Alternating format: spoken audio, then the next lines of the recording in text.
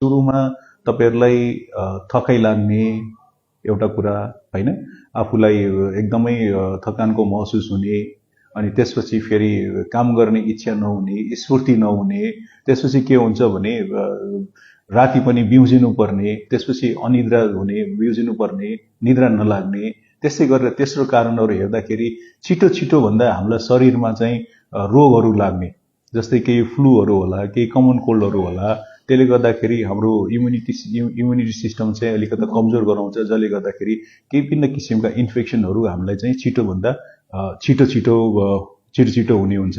त्यस्तै गरेर अर्को कारण हेर्ने हो भने अनि ब्याक पेन हुने हैन, पछाडीको ढाड दुख्ने, त्यसपछि बोन हड्डीहरु दुख्ने, त्यसपछि चाहिँ मसल्सहरु दुख्ने पनि हुन सक्छ।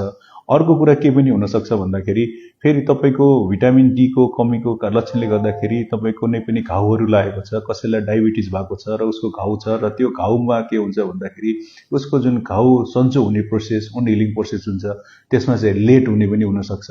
अर्को त्यस्तै गरेर हजुरको फेरि कपाल झर्ने समस्या पनि हुन सक्छ।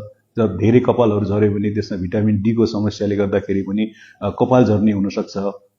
त्यस्तै गरेर हजुरलाई मेन्टल हेल्थको प्रब्लमहरु हुन सक्छ, मान्छेहरुलाई डिप्रेसन पनि हुन सक्छ भिटामिन डी को कारणले गर्दाखेरि।